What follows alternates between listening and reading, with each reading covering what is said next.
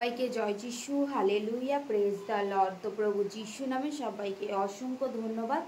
যিশুর আলো চ্যানেলে সবাইকে স্বাগত জানাই। তো মন ঈশ্বরকে ধন্যবাদ জানাই যে তিনি আরও একটিবার সময় সুযোগ করে দিয়েছেন ঈশ্বরের বাক্য বলার জন্য। সবাইকে জয় যিশু, হালেলুয়া।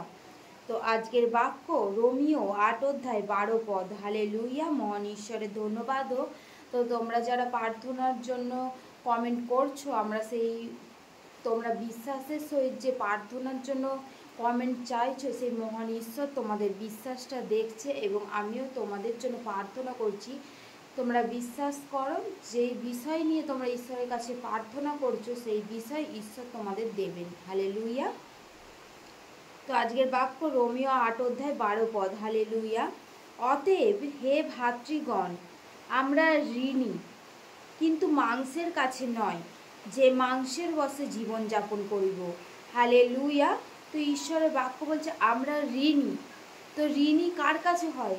যখন কেউ তোমার জন্য কোনো কিছু কাজ করে দেয়, যখন তোমার জন্য কেউ কোনো কিছু, তোমার কষ্টটা সে যখন কোনো কিছু কাজ হালকা করে দেয়, তখন কি তাকে ঋণী, তার কাছে আমরা ঋণী, তার কাছে আমরা ঋণী হই। সেই জন্য ঈশ্বরের বাক্য হচ্ছে কিন্তু মাংসের কাছে নয়, যে মাংসের বশে জীবনযাপন করিবে। এই মাংস, তুমি যখন সেই মাংসের বশে জীবনযাপন করিবে, তুমি তখন জগতের হলে। যখন তুমি আত্মার বশে জীবনযাপন করিবে, তখন তুমি কি সেই ঈশ্বরের। আর কি হয়েছে? ঈশ্বর আমাদের জন্য ক্রুশ ভার তুলে নিয়েছে, আমাদের সমস্ত পাপের ভার তিনি তুলে নিয়েছেন।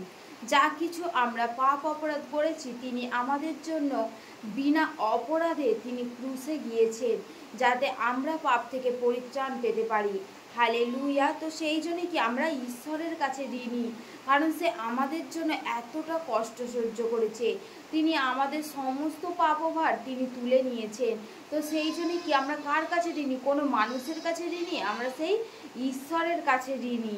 সেই জন্যই ঈশ্বরের বাক্য বলছে যে তোমরা যেহেতু ঈশ্বরের কাছে ঋণী, তো সেই জন্য কি তোমরা মাংসের বশে জীবনযাপন করো, তবে নিশ্চয়ই মরিবে। যদি তোমরা সেই মাংসের বশে জীবনযাপন করো, তো এই মাংসর কি হবে? লোকে কি বলবে? তো আমার এরকম হচ্ছে, লোকে কি বলবে, বাধা সমস্যা আমাদের জীবনে থাকবেই। কিন্তু ঈশ্বরের কাছে বাধা আসলে আমরা কি এক ধাপ করে এগিয়ে যেতে পারি ঈশ্বরের কাছ থেকে। তো সেই জন্য ঈশ্বরের বাক্য যে তোমরা যদি মাংসের বশে জীবনযাপন করো, তবে তোমরা নিশ্চয়ই মরিবে, কিন্তু যদি আত্মাতে দেহের ক্রিয়া সকল মৃত্যুস্বাদ করো, তবে জীবিত থাকিবে।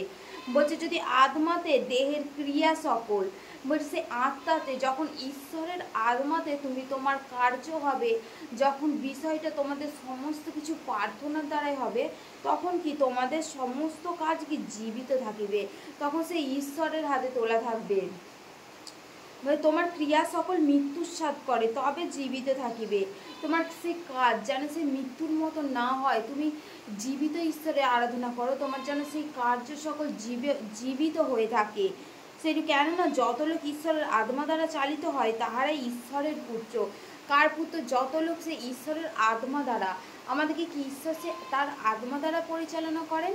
সে আত্মা দ্বারা যখন আমাদের পরিচালিত করেন, তখন কি আমরা সেই ঈশ্বরের পুত্র, সন্তান, কন্যা, সন্তান। ঈশ্বর আমাদেরকে কাউকে বলেনি যে তোমরা আমার কেউ সন্তান নয়, আমরা প্রত্যেকেই সেই ঈশ্বরের সন্তান। ঈশ্বর আমাদেরকে জগৎ থেকে মনোনীত করেছে, তো সেই জন্য কি আমরা ঈশ্বরের সন্তান।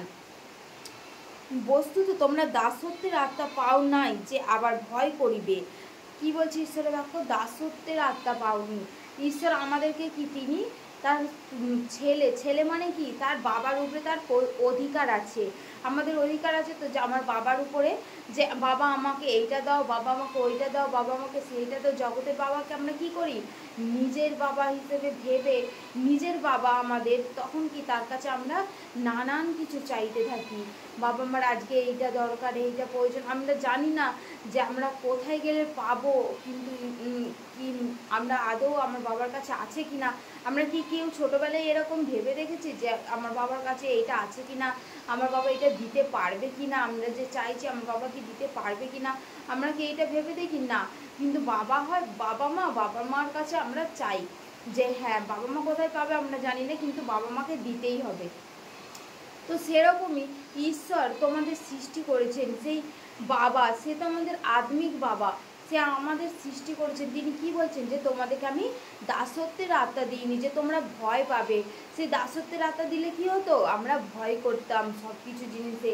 কিন্তু ঈশ্বর বলছে তোমাদেরকে আমি দত্তক পুত্র, তার ঈশ্বর আমাদেরকে তার সন্তান হওয়ার দায়িত্ব দিয়েছেন। তোমাদেরকে দত্তক পুত্র তার আত্মা পাইয়াছ, যে আত্মাতে আমরা আব্বা পিতা বলিয়া ডাকিয়া উঠি।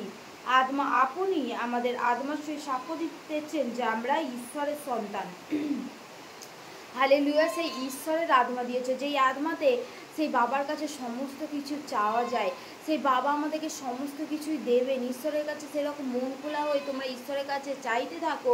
তো ঈশ্বর কি বলছেন যে তোমরা আমার সন্তান, তোমাদেরকে আমি সেই দাসত্বের আত্মা দিইনি, তোমাদেরকে আমি কি সেই দত্তপুত্রতার আত্মা দিয়েছি। তো সেই জন্য কি সে যা কিছু আমাদের প্রয়োজন, আমরা দেখো যদি আমরা একটা দোকানে যাই, সেই দোকানে গিয়ে কি করি, সেই দোকানে গিয়ে আমরা যদি বাজারের ব্যাগ নিয়ে গিয়ে চুপ করে দাঁড়িয়ে থাকি, তাহলে কি সেই দোকানদার বুঝে যাবে যে আমরা কি জিনিস চাইছি? সে কি বুঝতে পারবে না। আমাদেরকে কি আমার এইটা দরকার, ওইটা দরকার, সেইটা দরকার, আমার চাল নুন তেল, আমার এই জিনিসটা দরকার, তাকে কি আমাকে খুলে খুলে বলতে হয়?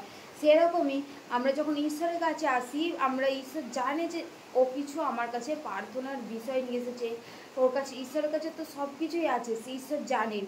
তো সেরকম যদি না আমরা ঈশ্বরের কাছে মন খুলে না বলি, তাহলে ঈশ্বর বুঝবে কি করে?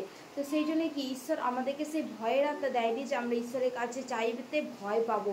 ঈশ্বর বলছে যে তোমরা আমার কাছে ঈশ্বরের সন্তান, তোমরা সেই হিসেবে তোমরা ঈশ্বরের কাছে চাও। হালেলুয়া। আমরা ঈশ্বরের সন্তান, বিশ্বাস করি। মহান ঈশ্বরের ধন্যবাদ হোক। ঈশ্বরের বাক্যে ঈশ্বর আশীর্বাদ করুন সবাইকে। জয় যিশু।